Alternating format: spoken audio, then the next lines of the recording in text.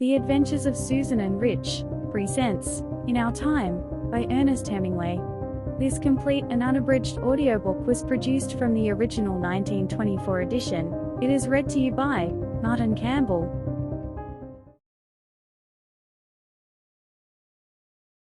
Chapter 1. Everybody was drunk. The whole battery was drunk, going along the road in the dark. We were going to the Champagne. The lieutenant kept riding his horse out into the fields, and saying to him, "I'm drunk, I tell you, mon vieux. Oh, I am so soused." We went along the road all night, in the dark, and the adjutant kept riding up alongside my kitchen, and saying, "You must put it out. It is dangerous. It will be observed." We were 50 kilometers from the front, but the adjutant worried about the fire in my kitchen. It was funny going along that road. That was when I was a kitchen corporal. Chapter 2. The first Matador got the horn, through his sword hand, and the crowd hooted him out.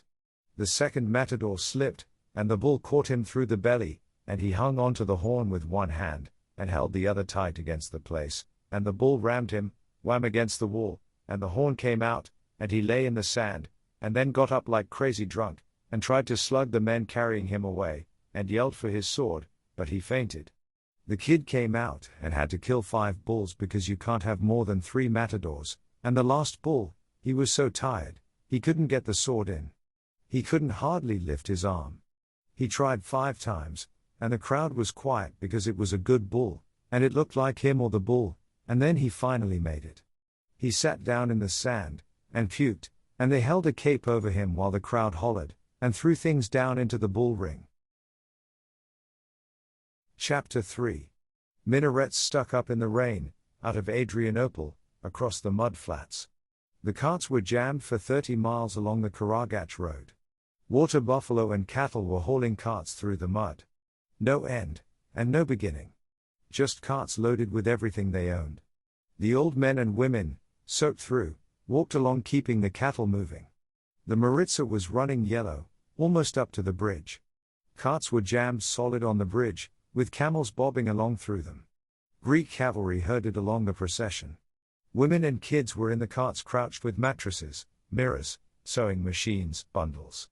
There was a woman having a kid with a young girl, holding a blanket over her and crying. Scared sick looking at it. It rained all through the evacuation. Chapter 4. We were in a garden at Mons. Young Buckley came in with his patrol from across the river. The first German I saw, climbed up over the garden wall. We waited till he got one leg over, and then potted him. He had so much equipment on, and looked awfully surprised, and fell down into the garden. Then 3 more came over further down the wall. We shot them. They all came just like that. Chapter 5. It was a frightfully hot day. We jammed an absolutely perfect barricade across the bridge. It was simply priceless. A big old wrought iron grating, from the front of a house. Too heavy to lift, and you could shoot through it, and they would have to climb over it. It was absolutely topping. They tried to get over it, and we potted them from 40 yards. They rushed it, and officers came out alone, and worked on it. It was an absolutely perfect obstacle. Their officers were very fine. We were frightfully put out when we heard the flank had gone, and we had to fall back. Chapter 6. They shot the 6 cabinet ministers at 6:30 in the morning, against the wall of a hospital. There were pools of water in the courtyard. There were wet dead leaves on the paving of the courtyard. It rained hard. All the shutters of the hospital were nailed shut. One of the ministers was sick with typhoid. 2 soldiers carried him downstairs, and out into the rain. They tried to hold him up against the wall, but he sat down in a puddle of water. The other 5 stood very quietly against the wall. Finally the officer told the soldiers it was no good trying to make him stand up. When they fired the first volley, he was sitting down in the water, with his head on his knees.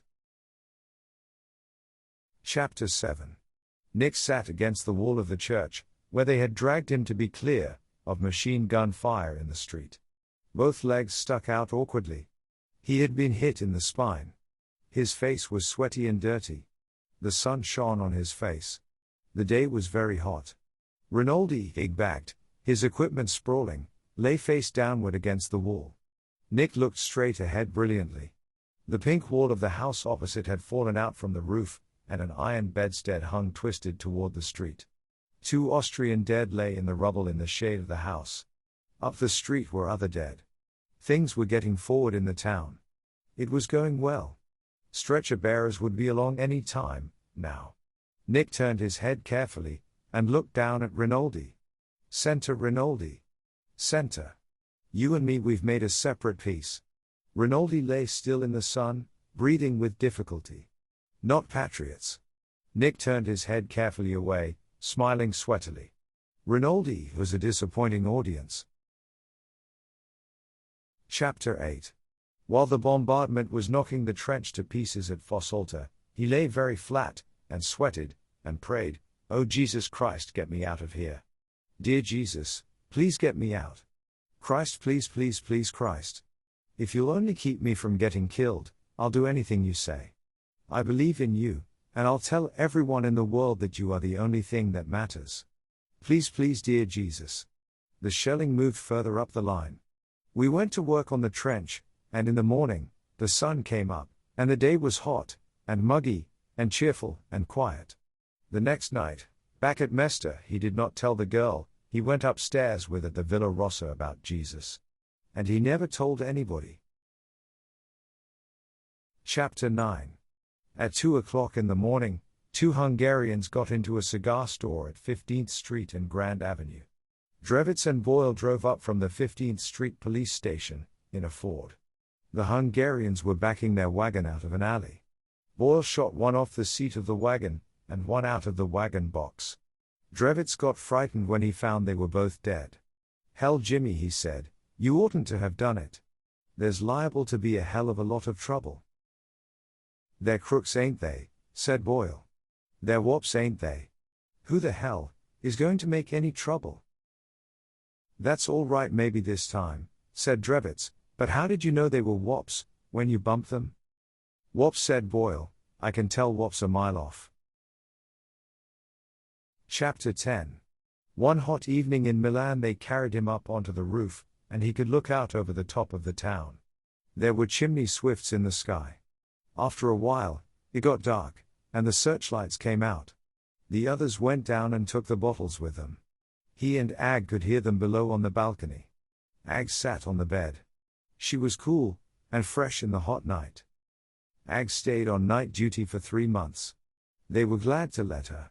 When they operated on him, she prepared him for the operating table, and they had a joke about friend or enema. He went under the anesthetic, holding tight onto himself so that he would not blab about anything during the silly, talky time. After he got on crutches, he used to take the temperature, so Ag would not have to get up from the bed. There were only a few patients, and they all knew about it. They all liked Ag. As he walked back along the halls, he thought of Ag in his bed. Before he went back to the front, they went into the Duomo and prayed.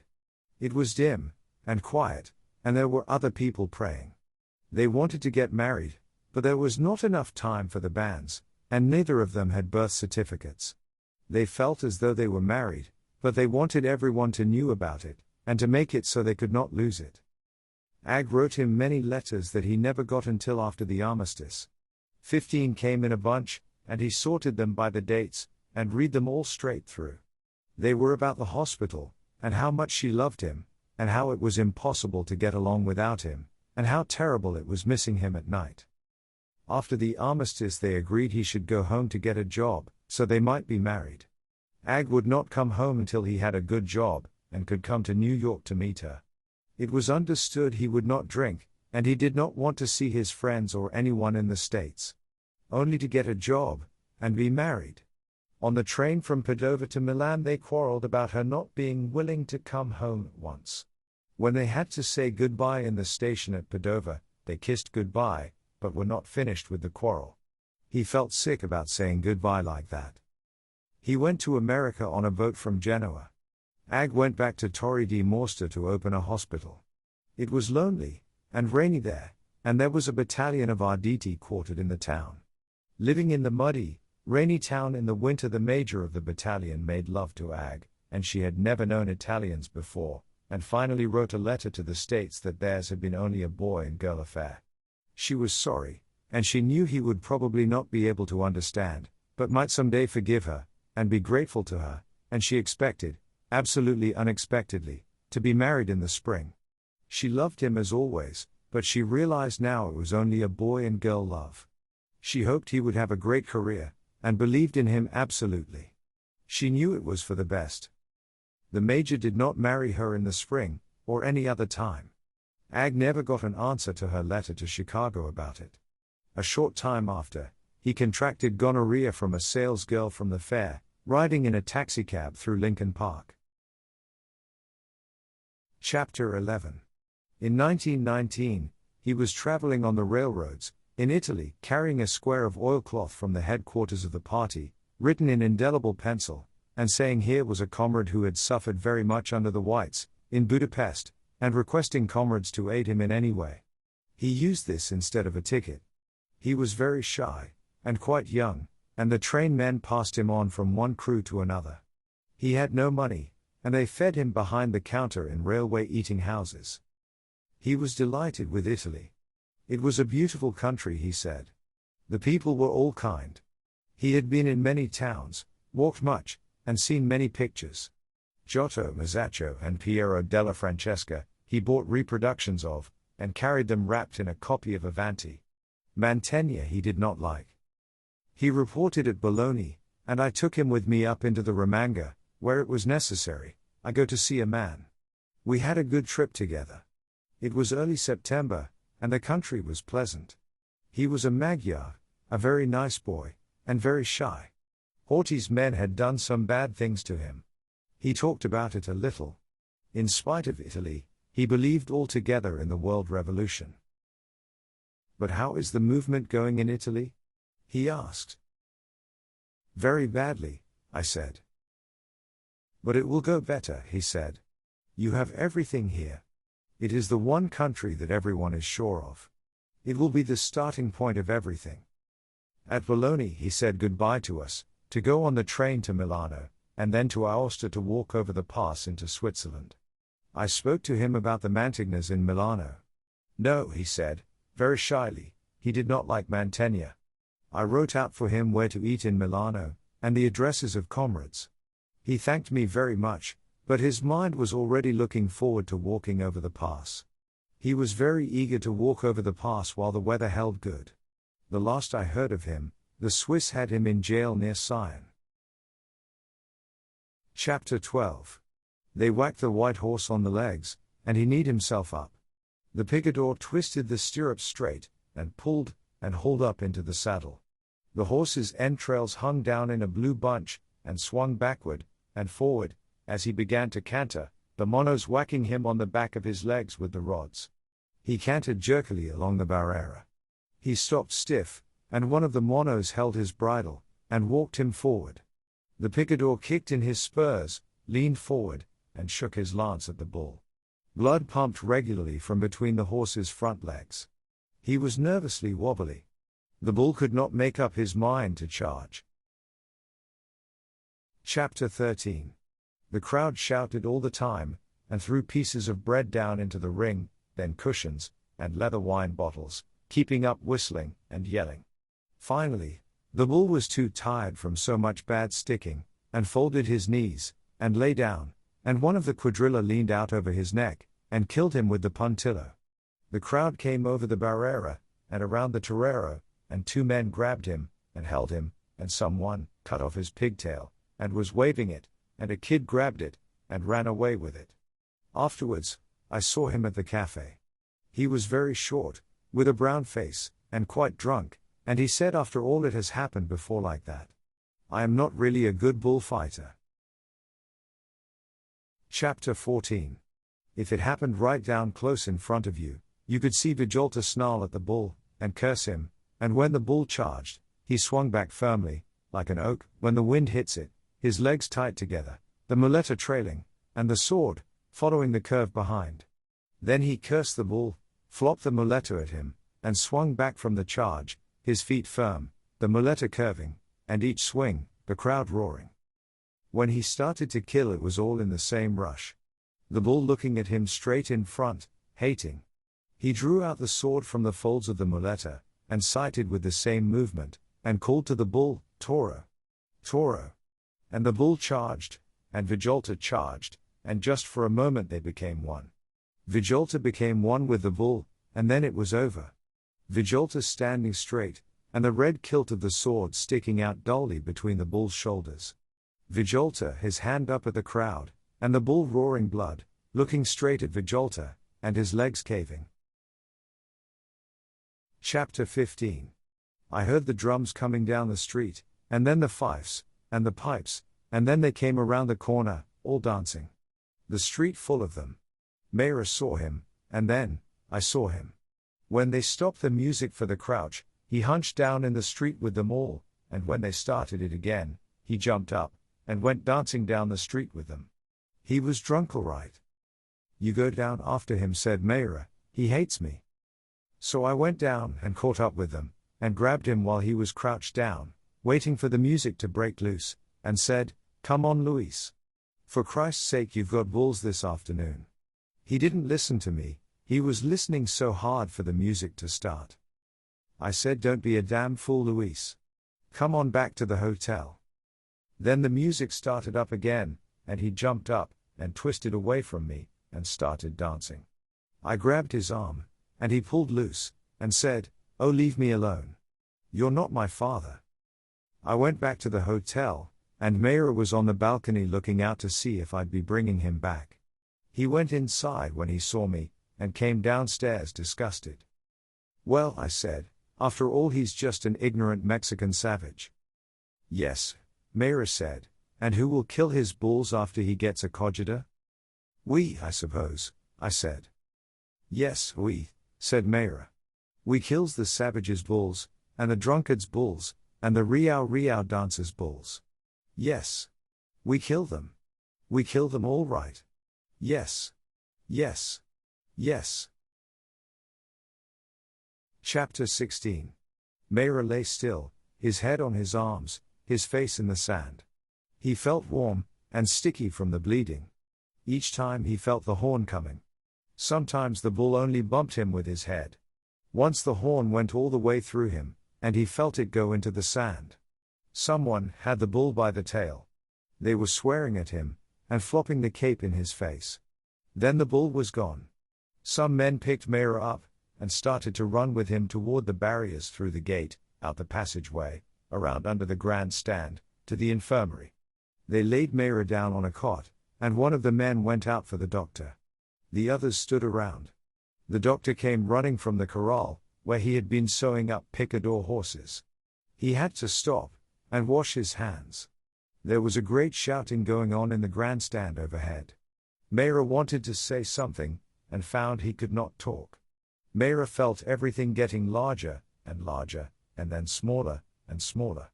Then it got larger, and larger, and larger, and then smaller, and smaller. Then everything commenced to run faster, and faster, as when they speed up a cinematograph film. Then, he was dead. Chapter 17. They hanged Sam Cardinella at 6 o'clock in the morning, in the corridor of the county jail. The corridor was high and narrow, with tiers of cells on either side. All the cells were occupied. The men had been brought in for the hanging. 5 men sentenced to be hanged were in the 5 top cells. 3 of the men to be hanged were Negroes. They were very frightened. One of the white men sat on his cot with his head in his hands. The other lay flat on his cot with a blanket wrapped around his head. They came out onto the gallows through a door in the wall. There were 6 or 7 of them, including 2 priests. They were carrying Sam Cardinella. He had been like that since about 4 o'clock in the morning. While they were strapping his legs together, 2 guards held him up, and the 2 priests were whispering to him. Be a man, my son, said one priest. When they came toward him with the cap to go over his head, Sam Cardinella lost control of his sphincter muscle. The guards who had been holding him up dropped him. They were both disgusted. How about a chair? Asked one of the guards. Better get one, said a man in a derby hat. When they all stepped back on the scaffolding back of the drop, which was very heavy, built of oak and steel, and swung on ball bearings, Sam Cardinella was left sitting there strapped tight, the younger of the two priests kneeling beside the chair. The priest skipped back onto the scaffolding just before the drop fell. Chapter 18. The king was working in the garden. He seemed very glad to see me. We walked through the garden. "This is the queen," he said. She was clipping a rose bush. "Oh, how do you do?" she said. We sat down at a table. The king ordered whiskey and soda. "We have good whiskey anyway," he said. The Revolutionary Committee, he told me, would not allow him to go outside the palace grounds. "Plasterus is a very good man, I believe," he said, "but frightfully difficult. I think he did right though shooting those chaps. If Kerensky had shot a few men, things might have been altogether different. Of course, the great thing in this sort of an affair is not to be shot oneself." It was very jolly. We talked for a long time. Like all Greeks, he wanted to go to America. This concludes the reading of In Our Time by Ernest Hemingway. Thank you for listening. Please subscribe to our channel and check out our other audiobooks and videos.